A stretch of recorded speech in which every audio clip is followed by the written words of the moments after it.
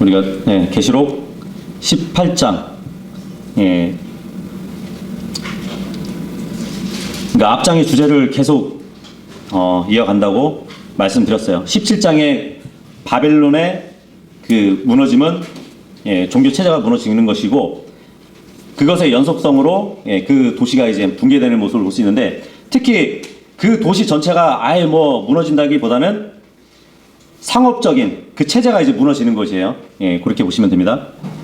특히 이제 18장 같은 경우는 이 도시가 상업적으로 중심지의 역할을 해왔던 것으로 이제 기록되어 있는데, 그 도시의 상업이 폭락하면서 8절의 말씀처럼 전 세계까지 이제 미치는 죽음, 애고, 기근, 이것으로 인해 가지고 이제 짐승의 표를 받지 않을 수 없는 지경까지 가는 것을 보게 될 것이에요. 아마도 7년 대환란 중이라면은 4년쯤에 일어날 그 일로 보여지거든요. 일단은 이 음녀는 큰 도시 바벨론이라고 성경이 해석해 주었어요. 17장 마지막 구절에 보면, 그죠? 그래서 대환란이 시작되기 전에는 아마 이 도시는 분명히 땅에 세워져야 될 것입니다. 그리고 이 음녀 바벨론의 열매 종교가 대표적으로 카톨릭이라고 말씀드렸어요. 그래서 교황이 대환란이 시작될 쯤에 유대교를 제외하고 아마 이방 종교들을 통합하는데 성공을 하게 될 것이에요. 그래서 바티칸을 자신의 종교 국가로 두었지만, 자기를 비롯해서 이제 세계의 그 엘리트들을 함께, 지금 바벨론이 어디 지역이냐면 이란 국가에 있거든요. 이란 국가 쪽에 바벨론이 있단 말이에요. 그래서 이란 국가의 세상의 종교와 정치와 경제, 무역을 중심으로 할 수 있게 그 도시를 재건할 것이라는 것을 본단 말이죠. 그렇다면 세상에 있는 엘리트들이 도울 것으로 예상됩니다. 그리고 난 후에 이제 이방인들 가운데서 짐승이 죄의 사람으로 등장하게 될 것이에요. 많은 물들에서 나오는 짐승이라고 성경은 기록되어 있는데, 그 많은 물들은 이방인들이라고 또 성경이 해석해 주었단 말이에요. 그러니까 이방인들 가운데서 한 짐승이 죄의 사람으로 등장하게 될 것인데, 처음에는 정치적인 인물로 부상할 겁니다. 이때만 해도 이 세상에 있는 대통령이나 왕들이 존경했던 게 누구냐면 교황이었어요. 교황. 근데 이 죄의 사람, 짐승이 딱 등장하고 나서는 교황과 짐승이 서로 양립 구조를 이루게 될 것이에요. 그러다가 이 짐승은 계시록 6장에 나오는 거 보면은 이제 흰말 탄자로 등장을 해요. 활은 있지만 화살을 갖고 있지 않은 흰말 탄자로 등장해가지고, 그러니까 결국 무력으로 세상을 지배해 나가는 것이 아니라 평화로서 세상을 정벌해 나가는 그 인물로 그려진단 말이에요. 그래서 짐승의 행보는 전 세계를 평화의 슬로건으로 이렇게 정벌하고 또 정벌하면서 자신의 왕국으로 구축해 나갈 것입니다. 걸림돌이 된다면 이제 유대교일 것이에요. 그래서 이스라엘하고 평화 조약을 맺어놓고, 또 이 짐승이 불만을 품은 어떤 자에게 테러를 한번 당하게 되거든요. 그래서 한번 죽게 된단 말이에요. 테러를 당해가지고. 그때 이제 하늘에서 미카엘과 싸웠던 용이 쫓겨나면서 이 땅에 내려오면서 그 사탄이 죽었던 그 짐승에게 들어가게 됩니다. 그러면서 짐승이 부활하게 되는 것이에요. 그래서 다시 살아난 그 짐승이 세상 사람들이 보고 너무 놀라워가지고 그 짐승의 부활을 보고 따르게 되는 그런 일이 또 벌어질 것이에요. 그렇게 되면서 죄의 사람으로 등장했던 짐승이 한번 죽고 나서 그 다음에는 멸망의 아들로서 예루살렘 성전에 들어와서 유대인과의 평화 조약을 깨버리고 거기 성전에 드리는 제사도 막 금지시키면서 자신을 하나님으로 내세우는 그런 일이 또 벌어질 것이에요. 자, 그런데 그 성전 근처에 이슬람 사원이 있어가지고 이슬람 교도들은 이 짐승을 보고 그동안 자신들이 기도하려 왔던 메시아가 있거든요. 마흐디라고. 그래서 짐승을 우리가 기다렸던 마흐디가 나타났다 하면서 받아들일 것이에요. 물론 유대인들도 일부는 메시아가 왔다고 받아들이는 자들도 있는 반면에 예수님이 마태복음 24장에 말씀하셨던 것처럼 그 짐승이 들어오게 되면은 너희는 산으로 도망가라는 말씀을 하셨잖아요. 그래서 일부 유대인들은 예루살렘을 떠나서 도망가게 돼요. 그래서 결국 광야 쪽으로 나가가지고 하나님께 부양을 받는 그러한 일이 있을 것이고, 그 예루살렘에 남아있는 유대인들 중에는 10분의 1이 또 순교를 당하는 그러한 일이 있게 됩니다. 짐승을 따르지 않으면은 그 처형 방법이 바로 목 잘려 죽는 것이거든요. 근데 지금 목 잘려 죽이는 그 일을 하는 단체가 이슬람 쪽이잖아요. 그죠? 근데 이슬람 교도들은 자신들이 기다렸던 마흐디가 나타났다고 받아들일 거란 말이죠. 근데 자기들의 메시아를 따르지 않았으니까 그 목 자르는 행위를 누가 하냐면 이슬람 교도들이 행할 것으로 보여진단 말입니다. 그들의 특기니까. 그죠? 그 다음에 이제 끝없는 구렁에서 거짓 대언자가 올라와요. 그러면서 이 짐승의 우상을 곳곳에 세우면서 이 짐승을 따르라고 그런단 말이죠. 하늘에서 불을 내리는 표적까지 일으키면서 사람들을 미혹하는 그 일이 있게 됩니다. 자, 그런데 이 짐승이 올라왔을 때, 그러니까 짐승이 등장했을 때 교황하고 양립 구조를 갖고 있는다 그러잖아요. 그죠? 근데 거짓 대언자가 와서 이 짐승을 따르도록 사람들을 미혹하고 있거든요. 그렇다면은 그 하나로 통합됐던 종교인들도 짐승을 따르게 돼요. 그렇게 되면 이제 교황은 여전히 짐승을 견제의 대상으로 두겠죠. 그죠? 짐승의 눈에는 또 교황은 눈의 가시가 될 것이고, 그래가지고 결국은 전 세계의 나라를 10개의 왕국으로 이렇게 짐승이 나눌 것인데, 그 왕국이 서기 전에 왕들을 먼저 세워요. 10왕들을. 그 10왕들에게 특명을 줍니다. 저 바벨론을 붕괴시키라고. 그 왕들도 이제 불만이 있었거든요. 음료 도시를 미워했다고 계시록 17장에 나온단 말이죠. 그래서 그 바벨론을 종교 체제와 함께 그 도시를 완전히 붕괴시키는 일을 하게 되는 것이에요. 그게 바로 오늘 18장에 이루어지는 그 일입니다. 그래서 아마도 환란 중간쯤에 짐승이 나타나니까 이 바벨론이 무너지는 그때는 7년 환란기 중에 4년째 되는 그때쯤이 아닐까 이렇게 보여진단 말이죠. 그래서 이 바벨론이 전 세계 금융과 경제의 도시로 우뚝 서 있던 도시였단 말이죠. 상업과 무역의 도시인데 이 도시가 무너져 버리니까 전 세계 주가도 하락하고 모든 상인이 마비되어 버린 것이에요. 그래서 8절에 죽음과 애곡과 기근이 이렇게 따라왔다고. 그래서 전 세계에 미쳐가지고 짐승의 표를 받아야 살 수 있는 그 환경으로 바뀌게 돼버리는 것이에요. 그렇게 이해하시고 이 기록을 보셔야 됩니다. 18장 9절하고 10절 시작.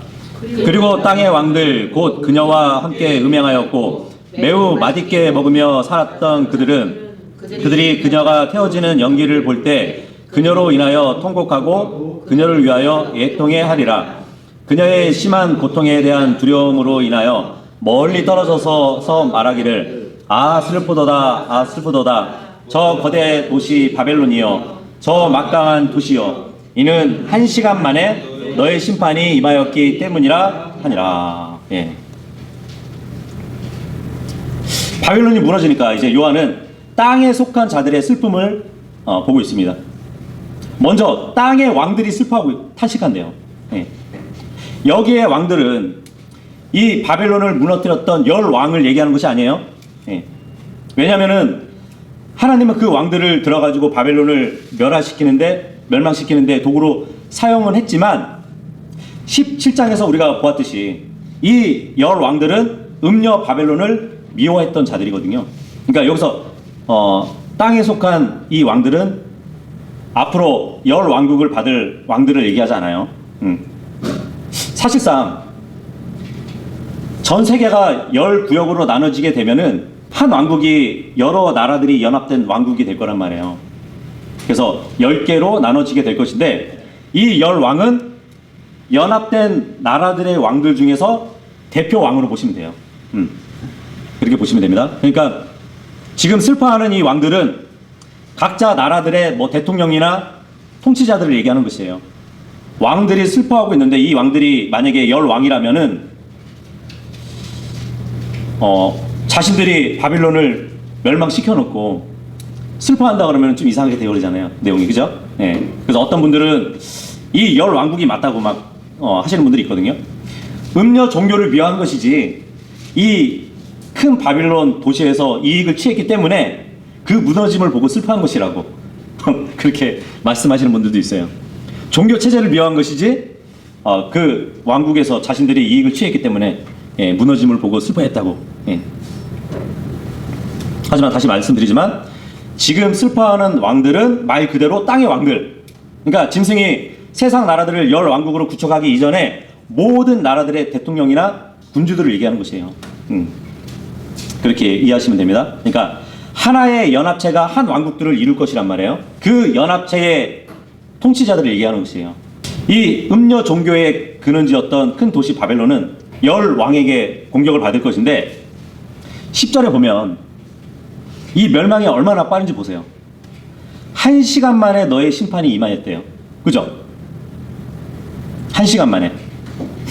자, 17절에도 보시면 이는 1시간 만에 그토록 막대한 재물들이 없어졌기 때문이라. 그죠? 여기서도 1시간만이라고 그러죠. 1시간만. 한 도시가 멸망하기에는 너무 짧은 시간이잖아요. 그죠? 19절에도 보시면 이는 1시간 만에 그녀가 황량하게 되었기 때문이라. 예. 바벨론이 1시간 만에 붕괴한다고 계속해서 기록되는 것을 볼 수 있는데 이것을 그 앞장 넘겨가지고 17장 12절부터 보시면은 1시간 동안 권능을 받은 열 왕에게 무너지는 것이에요. 그죠? 17장 12절에 보면 그리고 네가 본 열 뿔들은 열 왕들이라 그들이 아직 왕국을 받지 않았으나 왕들로서 그 짐승과 더불어 1시간 동안 권세를 받느니라. 이들이 한 생각을 가지고 자신들의 권세와 힘을 그 짐승에게 주리라 그러거든요. 그러니까 1시간 동안 바벨론을 멸할 권세를 받았다는 얘기예요. 한 생각으로 뭉쳐서 짐승을 세워주기 위해서 바벨론을 무너뜨리는 데 힘을 보탰다는 얘기거든요. 자, 근데 생각을 해보세요. 어떻게 1시간 만에 이 바벨론 종교를 무너뜨리고 바벨론의 정치 그거를 무너뜨릴 수 있었을까요? 이 열 왕들은 일반 사람들이 아니에요. 앞으로 짐승이 세울 이 왕들은 타락한 천사들로 우리가 볼 수 있어요. 그러니까 이 천사들의 능력이 크겠죠? 그죠? 그것도 10명의 천사잖아요. 10명의 천사가 한 도시를 무너뜨리는데 1시간이면 족한 것이에요. 그렇게 이해하시면 될 것 같습니다. 그들이 이제 왕국을 대표하는 왕들이었다면 그들에게 연합한 왕들은 음녀 바벨론 왕과 함께 음행하고 사치하던 그 자들인데 그들이 이제 풍요와 탐욕이 거했던 그 터전이 불타는 것을 보고 울면서 가슴을 쳤다는 얘기를 성경은 말씀해주고 있는 것이에요. 그래서 바벨론이 무너지는 것을 보면서 슬퍼하는 이 왕들은 바벨론의 그 그늘 아래서 왕권을 누린 사람들, 바벨론에 의해서 권력의 도움을 받았던 사람들, 그 사람들이 슬퍼하는 것이란 말이에요. 그 바벨론에게 이제 동참을 했던 그 사람들이기 때문에 이 바벨론이 무너졌을 때는 가장 타격을 제일 먼저 입는 것이 그 왕들이고 그들이 다스리던 나라였단 말이죠. 어쨌든 이 도시 바벨론은 1시간 내에 무너져 버렸어요. 그래서 이것에 대해서 이사야 대언자도 이렇게 기록을 하거든요. 이사야서 47장 9절에 보면 그러나 이 두 가지가 한 날 한순간에 이만이 한날에 한순간에 그냥 무너져 버린대요. 그 자녀들을 잃는 것과 가부살이라. 이 두 가지가 한순간에 임했대요. 자녀들을 잃어버린 것 그리고 과부살이. 너의 허다한 마법들로 인하여 또 너의 대단히 풍부한 마력들로 인하여 그것들이 너에게 완전히 임하리라. 지금 이 바벨론의 멸망을 이사야가 얘기를 해주는 거거든요. 오늘 본문 보니까 1시간 만에 무너졌어요. 근데 이사야서는 한날 한순간에 임했대요. 근데 우리가 계시록을 봤을 때는 두 가지가 무너졌어요. 종교체제 그리고 상업체제. 근데 여기 보니까 이사야서 보니까 두 가지가 임했는데 자녀들을 잃어버리는 것. 이것은 종교체제가 무너진 것이에요. 바벨론의 열매로 나온 종교가 무너졌잖아요. 그리고 가부살이. 가부살이는 뭐죠? 남편이 죽어가지고 생기는 생계잖아요. 그죠? 가부들에게 있어서는. 남편이 죽어버리면은 생계를 유지하는데 어렵잖아요. 상업체계가 무너진 것을 얘기해 주는 것이에요, 지금. 그래서 그 두 가지가 무너질 것을 구약에도 예언을 해 주셨다는 얘기예요. 돌아와서 18장 11절에서 14절까지 읽겠습니다. 시작.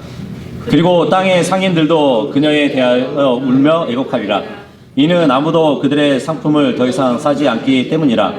그 상품은 금과 은과 보석들이요 진주들과 고운 나마포와 자주색 옷감과 비단과 주홍색 옷감과 모든 항목과 온갖 부류의 상하 그릇들과 온갖 부류의 지극히 귀한 목재와 녹과 철과 대리석으로 만든 그릇들이요 시나몬과 향품들과 향료들과 향유가 포도들과 기름과 고운 곡물가루와 밀과 짐승들과 양들과 말들과 병거들과 종속 노예들과 사람들의 혼들이라. 그리고 너의 혼이 정욕을 따라 추구했던 열매들이 너에게서 떠났고 맛 좋고 질 좋은 모든 것들이 너에게서 떠났으니 너는 그것들을 결코 다시는 발견하지 못하리라. 예.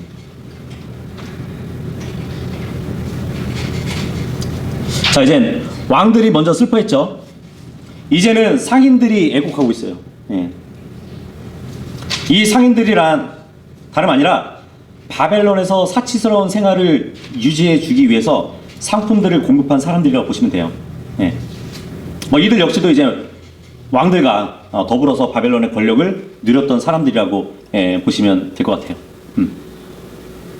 보통 이제 돈이라는 것은 정치 권력과 함께 사람들의 육신을 행복하게 해주고 또 육신을 편안하게 해주는 역할을 하잖아요. 돈은. 그죠? 그래서 전도서에 보면은 돈은 모든 것에 필요하다는 말씀을 해주고 있거든요. 근데 지금 요한이 봤을 때 이 상인들이 바벨론을 위해서 가져온 사치스러운 그 물건들을 쫙 나열해 주고 있는 걸 보고 있어요. 그죠? 각종 보석, 뭐 기호품, 옷감, 향료, 생필품, 거기다가 이제 노예까지 목록이 있는 것을 지금 볼 수 있거든요. 근데 이것을 가리켜가지고 14절에서는 네 혼이 정욕을 따라 추구하던 맛 좋은 것들, 질 좋은 것들이라고 이렇게 말씀해주고 있어요. 그죠? 자, 그런데 이런 품목들이 있는데 사람의 혼까지도 매매의 대상에 넣어 있다는 것을 지금 볼 수 있어요. 그죠? 예. 사람의 혼 하면은 그냥 그 사람의 자체를 얘기해 주는 거잖아요. 13절에 의하면 노예들과 사람의 혼이라고 이렇게 기록이 되어 있죠. 노예들의 몸과 혼 모두를 매매의 대상으로 한다는 그 의미를 말해주고 있는데 이것은 뭐 사람들의 인격을 완전히 무시하고 마치 가축을 다루듯이 사고 판다는 그 일을 말해주고 있는 것이에요. 지금은 없어진 제도지만 앞으로 이제 대환란 때는 이러한 사람들을 사고 파는 그 일이 있을 것이라는 걸 말씀해주고 있습니다. 뭐 베드로후서 2장 3절에 보면은 이제 거짓 대언자들을 말하면서 그렇게 기록을 하거든요. 그 거짓 대언자들의 탐욕으로 꾸며낸 말들로 인해 가지고 너희를 상품화하리라라는 말이 있어요. 물론 이것은 거짓 대언자들이 자신들의 말로 풀어가지고 사람들을 이제 뭐 자신들의 교리로 설득시키면서 그들에게 어떤 물질들을 취한다는 얘기거든요. 근데 앞으로는 사람들을 직접 매매해가지고 이득을 취할 것이라는 말씀을 해주고 있는 것이에요. 하지만 어떤 경우에라도 사람의 혼을 사고 파는 물건 취급하는 그러한 일은 있어서는 안 됩니다. 출애굽기 21장 16절이나 신명기 24장 7절에 보면은 율법에서도 금하고 있는 것이 바로 그런 사람들 노예를 사고 파는 얘기란 말이에요. 그것은 하나님의 형상을 파괴하는 행위이기 때문입니다. 예. 뭐 어떤 분들은 뭐 대환란 때에 마귀가 들어갈 사람의 몸을 사고 파는 것이라고 이렇게 얘기하시는 분들도 있더라고요. 예. 모르겠어요. 그럼 자 15절하고 16절 읽겠습니다. 시작. 그녀에 의하여 부유하게 되었던 이런 것들의 상인들은 그녀의 심한 고통에 대한 두려움으로 인하여 멀리 떨어져서 울고 통곡을 하며 이같이 말하리라. 아 슬프도다, 아 슬프도다. 고운 아마포와 자주색 옷감과 주홍색 옷감으로 옷 입혀졌고 금과 보석들과 진주들로 꾸며졌던 저 거대한 도시요. 예. 이 바벨론의 상업에는 필수품도 포함되어 있지만 사치 생활을 했던 도시로 이렇게 반영해 보여주고 있습니다. 그러니까 이 큰 도시 바벨론은 마치 누가복음 16장 19절에 보면은 자주색 옷과 고운 아마포 옷을 입고 날마다 호화롭게 지냈던 어떤 부자가 등장하잖아요. 그런 것처럼 부유한 도시였다는 것을 말해주고 있는 것이에요. 그래서 이러한 사치 생활은 그들의 방탕한 삶과 또 하나님을 떠난 그러한 삶을 잘 보여주는 증거라고 볼 수 있겠습니다. 보통 세상에서 부자 하면은 자신의 부를 활용해가지고 더욱더 많은 돈을 긁어 모아가지고 부를 축적하잖아요. 그죠? 근데 상대적으로는 가난한 자들은 더욱 가난해지게 돼요. 그죠? 그래서 이 바벨론의 심판은 하나님은 이 부유함으로 대표되는 세속적인 풍조를 또 심판하는 것이라고 우리는 이해하시면 될 것 같습니다. 17절에서 19절까지 읽겠습니다. 시작. 이는 한 시간 만에 그토록 막대한 재물들이 없어졌기 때문이라. 또한 각각의 선장과 선박들 안에 함께 있는 집단 전체와 항해자들과 바다를 통하여 무역하는 자들은 모두 멀리 떨어져서 있었는데 그들이 그녀가 태워지는 연기를 보자 외치며 말하기를 어느 도시가 이 거대한 도시에 비견되리요 하였더라. 그러고는 그들이 그들의 머리 위에 티끌을 뿌리으며 울고 통곡하면서 외쳐 말하기를 아 슬프도다, 아 슬프도다. 저 거대한 도시여, 그녀의 고가의 상품으로 인하여 바다에서 선박들을 가진 자들 모두를 부유하게 하였던 도시여, 이는 한 시간 만에 그녀가 황량하게 되었기 때문이라 하였더라. 예. 지금 이 도시에 상품들을 실어 나르던 해운업도 지금 멸망받을 것을 말씀해주고 있어요. 그래서 지금 해운업자들이 슬퍼하고 있는 장면을 보고 있거든요. 그래서 이렇게 상인들이나 해운업자들이 애곡할 수밖에 없는 이러한 상황이 지금 벌어지고 있는데, 이 사람들이 살아가는 데 있어서 정말 가치를 물질에 둔 불쌍한 자들로 우리는 볼 수 있거든요. 하지만 이 세상의 진정한 가치는 부가 아니잖아요. 그죠? 예, 하나님을 사랑하는 것이고, 예, 그분과의 교제와 믿음이라는 것을 잘 모르는 이 자들이 불행한 인생의 결말을 맞을 수밖에 없는 것을 우리가 지금 보게 됩니다. 20절 읽겠습니다. 시작. 너 하늘아 그녀로 인하여 크게 기뻐하라. 그리고 너의 거룩한 사도들과 예언자들아 그녀로 인하여 크게 기뻐하라. 이는 하나님께서 그녀에게 너희의 복수를 해주셨기 때문이라. 예. 이 부분을 보니까 바벨론을 원수 갚아 주셨으니까 기뻐하라고 그런 말씀을 해주고 있네요. 그죠? 근데 구약시대에 의로운 자들은 자신들의 원수 갚음을 보잖아요. 그러면은 기뻐했다고 말씀해주고 있습니다. 시편 51편 10절에 보면은 의로운 자는 그가 복수를 볼 때 크게 기뻐하리라 그래요. 그는 자신의 두 발을 사악한 자의 피로 씻으리라. 이것은 이제 우리 교회에 적용되는 교리는 아니에요. 예. 구약대 성도들한테는 주님이 약속을 해주신 거거든요. 잠언서 11장 10절에도 보면은 의로운 자들이 잘 될 때는 그 도시가 크게 기뻐하느니라. 그리고 사악한 자들이 멸망할 때는 환호가 있느니라 그래요. 예. 그러니까 주님의 백성들은 이러한 기쁨을 가질 수 있는 권리가 있었던 얘기예요. 근데 지금 본문에서도 이 바벨론을 너희의 원수로 갚아줄 테니까 기뻐하라고 말씀해주고 있습니다. 21절 읽겠습니다. 시작. 그리고 힘센 천사가 거대한 연자맷돌 한 짝 같은 돌을 들어 올렸고 그것을 바닷속으로 던지며 말하기를 저 거대한 도시 바벨론이 이처럼 거칠게 아래로 내던져질 것이요 결코 다시는 발견되지 않을 것이라. 예.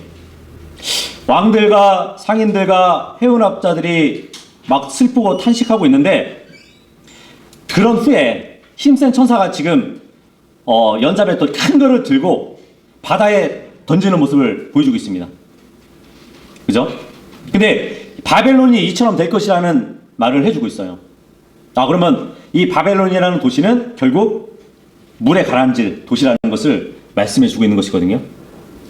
근데 이러한 표현이 또 어디서 나오냐면, 이집트를 탈출한 이스라엘 백성들이 홍해를 건너잖아요. 근데 그 백성들을 쫓아왔던 이집트 군사들, 파라오와 군사들이 바다에 빠지는 일이 있었거든요. 그것을 표현할 때도 똑같이 표현하는 것을 볼 수 있어요. 느헤미야 9장 11절에 보면, 그리고 당신께서 그들 앞에서 바다를 나누셨기에, 홍해를 나누셨죠. 그들이 마른 육지 위로 바다 한복판을 가로질러 갔나이다. 백성들은 건너갔어요. 그리고 당신께서 그들의 박해자들을 깊음들 속으로 던지셨으니, 파라오와 그의 군대죠. 막강한 물들 속에 돌을 던지듯 하셨나이다. 예. 지금 계시록에 보니까 천사가 맷돌을 바다에 던지는 그 모습과 같이 표현을 해주고 있단 말이죠. 그래서 천사는 바벨론의 멸망의 모습을 지금 표현해주고 있는데, 근데 이러한 표현 방법이 구약 성경에 보면 또 여러 군데 나오거든요. 신약에도 나오고. 보통 대언자 하면은 하나님의 말씀을 받아서 전하는 사람들이잖아요. 근데 꼭 말로만 전하지 않았던 거 아세요? 백성들에게 가가지고 몸으로, 행동으로 이렇게 경고의 메시지를 전하기도 했었어요. 예를 들어서 에레미야 같은 경우는 주님께 받은 그 계시를 많이 알렸던 자로 알려져 있는데, 한 번은 토기장이 집에 가가지고 그 그릇을 가져와서 깨트려요. 너희가 이렇게 될 것이라고. 그죠? 그리고 이제 아마띠를 바다에 넣었다가 나중에 또 그걸 찾으러 가요. 한참 있다가. 그러면 그 아마 허리띠가 어떻게 되겠어요? 썩어 있겠죠. 너희가 이렇게 될 것이라고. 몸으로 이렇게 행위로 이렇게 대언했던 에레미야를 볼 수 있거든요. 그리고 에스겔 대언자 같은 경우는 자신의 수염을 깎아요. 그러면서 그 수염을 날려요. 그러면 수염이 흩어지겠죠. 너희가 앞으로 주님께 심판받으면 이렇게 흩어질 것이라고, 그런 표현을 쓰기도 했었거든요. 그리고 한 번은 그 가정에서 쓰는 어떤 도구로 성벽을 막 이렇게 뚫어요. 숟가락으로 팠는지 성벽을 막 이렇게 뚫는 그 행위를 보이면서 앞으로 이방 왕국에서 이 성벽을 뚫고 들어올 것이라고, 그렇게 또 대언을 했던 것을 볼 수 있거든요. 신약에 와서는 그 아가보 대언자가 나오거든요. 바울이 예루살렘에 가서 복음을 전하겠다고 하는데 성령님이 말리셨거든요. 가지 말라고. 그럼에도 불구하고 자꾸 가려고 그래요. 그랬더니 아가보 대언자가 이제 바울한테 띠를 가져오라 그래요. 띠를 가져오라고 하면서 자기 손을 막 이렇게 묶어요. 만약에 예루살렘에 가면은 이렇게 될 것이라고, 결박당할 것을 이제 알려줬단 말이죠. 지금 본문에도 보니까 천사가 맷돌을 바다에 딱 던지면서 바벨론의 최후가 이렇게 될 것이다 하고 보여주는 것을 지금 우리가 본단 말이죠. 에레미야 51장 63절에 보면은 또 예언이 되어 있습니다. 에레미야서 51장 63절에 보면, 그런 다음에 네가 이 책을 읽는 것을 끝마쳤을 때 이러한 일이 있으리니 너는 그것에 돌 하나를 매달고, 무슨 말이냐면 에레미야가 책을 한 권 갖고 있었는데 그 책에다가 돌을 묶으래요. 돌을 묶어가지고 그것을 유프라테스 한복판에 던질지니라. 그러면서 너는 이와 같이 말할지니라. 바빌론은 이와 같이 가라앉을 것이요 내가 그녀 위에 가져올 해악으로부터 일어나지 못하리라. 그리하면 그들이 지치리라. 여기까지가 에레미야의 말들이라 그럽니다. 그러니까 바빌론은 완전히 이제 무너질 것인데 강물 안으로 이 도시가 무너질 것이라는 말씀을 해주고 있는 것이에요. 자, 이렇게 보면은 우리는 두 가지 붕괴되는 걸 봤죠. 바벨론의 종교 체계가 무너졌어요. 그리고 바벨론 도시의 상업 체계가 무너졌어요. 그렇다면 앞으로 한 번에 더 심판이 있다는 것을 말씀해 주고 있는 것이에요. 그 마지막 심판이 뭐냐면 도시가 완전히 사라지는 것이에요. 저번 시간에 우리가 이제 역사적으로 봤을 때 그동안에 바벨론 왕국이 3번 무너졌다고 말씀드렸죠. nim롯이 통치하던 바벨론은 한 번 무너졌고, 그 다음에 이제 함무라비가 바벨론을 통치했을 때 그것도 무너졌어요. 나중에 이제 네부카드네자르가 통치하던 바벨론이 무너집니다. 이렇게 3번을 무너지잖아요. 근데 앞으로 대환란 때의 이 큰 도시 바벨론이 3번 무너지는 것이에요. 종교, 상업, 그리고 도시. 근데 우리가 지금까지 봤을 때는 도시는 아직 무너지지 않았어요. 그죠? 지금 종교하고 상업이 무너지고 나서 그 다음에 마귀들의 거처가 된다 그랬잖아요. 마귀들의 거처가 됐다가 나중에 예수님이 재림하실 때 그 도시가 완전히 무너집니다. 그 무너지는 장면이 어디에 나오냐면 계시록 16장 17절부터 나와요. 앞으로 2장 넘기면 계시록 16장 17절부터 보면 예언이 있거든요. 그 다음으로 7째 천사가 그의 호리병을 대기 중에 쏟아부었더라.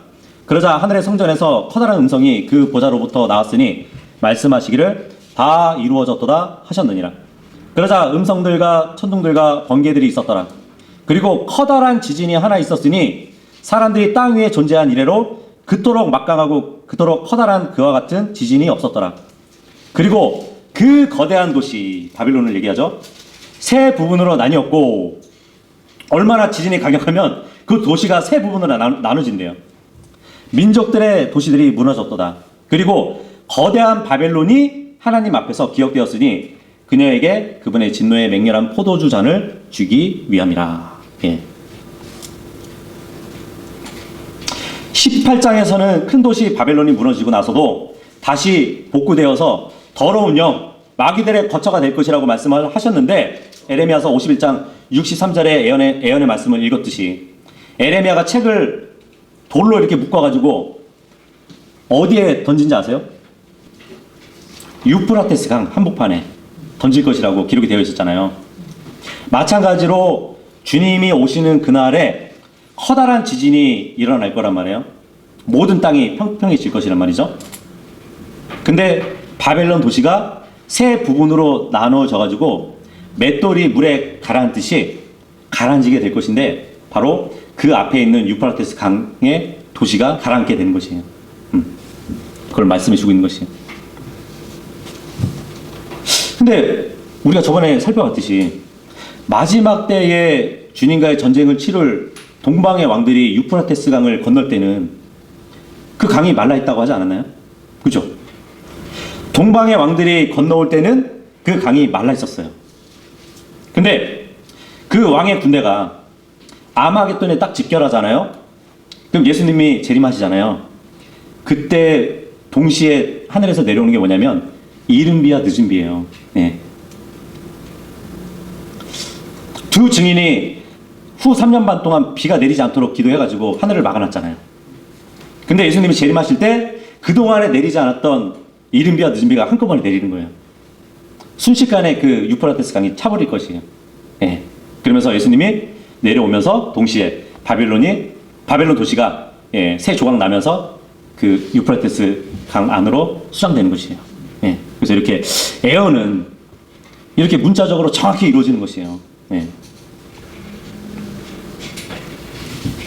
22절 읽겠습니다. 시작. 그리고 하프 연주자들과 음악가들의 음과 피리 연주자들과 나팔 연주자들이 음이 내 가운데서는 결코 다시는 들리지 않으리라. 그리고 어떤 기교를 가진 자든지 숭령동이 더 이상 내 가운데서 발견되지 않으리라. 그리고 연자 맷돌 한 짝의 소리도 네 가운데서 결코 들리지 않으리라. 예. 22절 보니까 이제 상업도시 이 바벨론이 무너지게 되면 이제 하프를 타는 자, 음악하는 자, 피리를 부는 자, 나팔을 부는 자, 예. 그러한 소리가 전혀 들리지 않을 것이래요.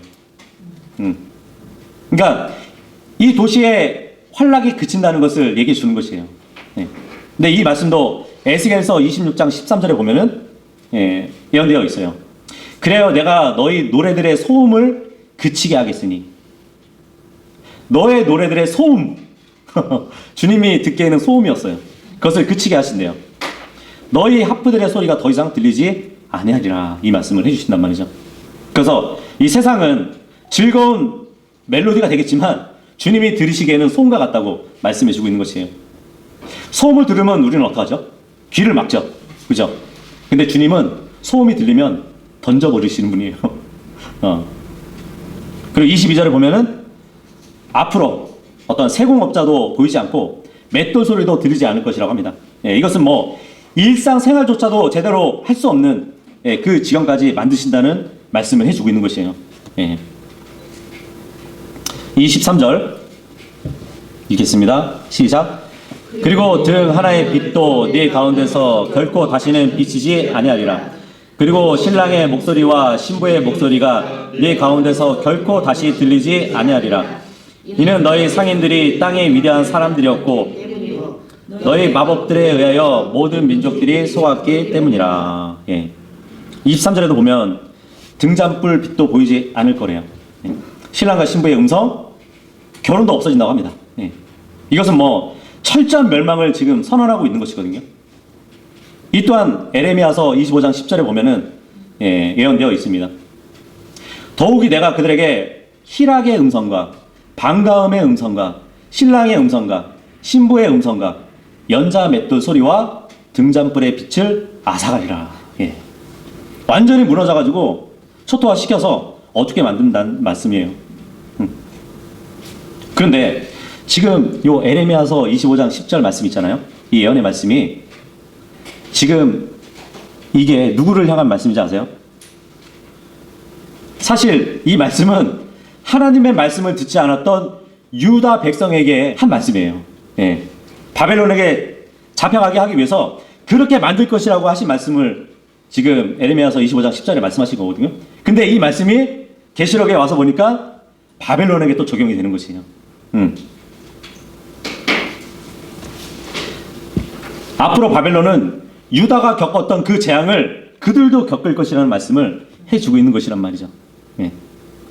자, 그리고 23절에 보면은 너희 마법들에 의하여 모든 민족들이 속았기 때문이라 그러거든요. 그러니까 마법 하면은 이제 그 오컬트와 관계가 있거든요. 바빌론 도시는 오컬트 문화의 도시가 될 것을 우리는 미리 알 수 있습니다. 그러니까 온갖 종교의 산물, 뭐 점성술, 주술, 또 뭐 신령술, 역학, 어떠한 애언, 그러한 문화로 가득 찰 도시라는 것을 미리 보여주고 있는 것이에요. 24절 시작.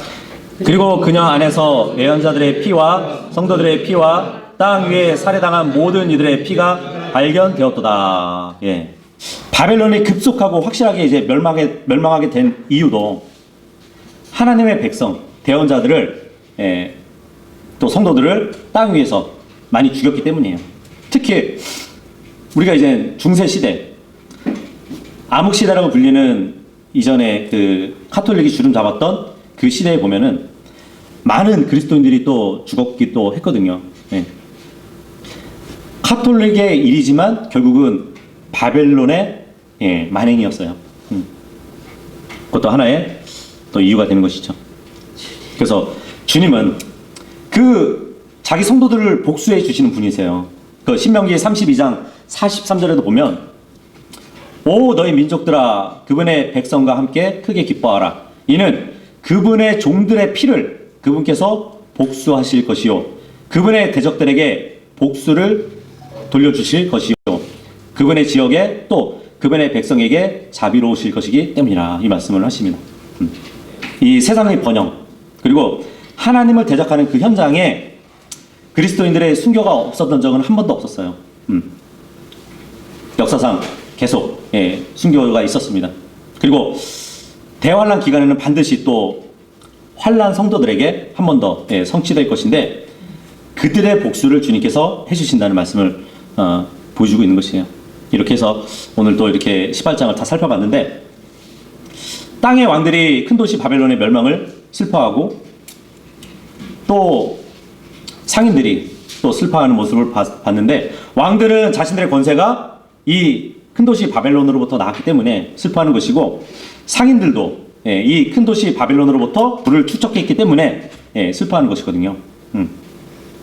마태복음 4장에 보면은 마귀가 광야에서 예수님을 시험할 때 한번 보세요. 세상의 왕국들을 딱 보여주면서, 세상의 왕국들의 영광을 보여주면서 내게 엎드리라고 그래요. 사탄이 예수님에게. 내게 엎드리면 이 모든 것을 내게 줄 것이라고. 그런 유혹을 했단 말이죠. 근데 예수님은 사탄아 물러가라 이렇게 말씀으로 물리치셨지만, 마귀가 자신이 원하는 것을, 그러니까 마귀가 자신이 원해서 세상의 왕국의 영광을 줄 수 있다는 그 사실을 예수님도 부인하진 않았어요. 그죠? 아담과 이브가 이제 범죄한 이후로 세상의 통치권이 사탄한테 넘겨간 것이잖아요. 그래서 그 권세를 가지고 사탄은 공중 권세를 잡은 자이고, 자기가 원하는 자들에게 권력과 부를 줄 수 있게 된 것이잖아요. 뭐 그런 이유 때문에 이제 루시퍼를 섬기는 그 뭐 일루미나티, 그러한 세상의 권력 부를 가진 사람들이 그를 따르는 것이거든요. 뭐 우리나라에도 보면은 이 K-팝 가수들 이렇게 영상 한번 보세요. 뮤비 같은 거 보잖아요. 그러면은 일루미나티의 상징, 어젠더 이런 것들을 막 선전하는, 홍보하는 그런 영상을 볼 수 있어요. 루시퍼한테 잘 보여야 부와 명예를 얻을 수 있기 때문이에요. 그러니까 어떻게 보면은 연예인들을 기르는 엔터테인먼트 그 회사의 CEO들도 이 바벨론 도시의 상인들 중에 하나로 볼 수 있는 것이에요. 그죠? 근데 이제 바벨론의 이 멸망을 우리가 봤는데, 우리 성도들도 한 가지 이제 기억해야 할 사실이 있다는 것이죠. 이 바벨론은 부유한 도시였어요. 그죠? 그래서 뭐 돈을 바로 빌려줄 수 있다고 해가지고 바벨론이라는 대출 회사 이름도 있죠. 어쨌든 바벨론은 부유한 도시였어요. 그래서 마귀는 돈을 통해 가지고 사람들이 하나님을 멀어지게 만들도록 미혹합니다. 그래서 돈을 가진 부자들은 거의 하나님께 나오지 않는단 말이죠. 그죠? 왜냐하면 돈은 모든 것을 해결해 줄 수 있는 것이거든요. 근데 정작 자신들의 영혼의 문제는 해결해 주지 못하잖아요, 돈은. 그죠? 근데 어리석게도 그런 사람들은 오직 돈만을 추구하다가 인생을 허비해 버린단 말이죠. 앞으로 이제 짐승이 와서 사람들이 강제로 이제 자신을 따르게 할 필요도 없어요. 막 강제로 이게 따르게 할 필요 없이 그냥 그 사람들한테 돈을 좀 쥐어주면 되는 것이에요.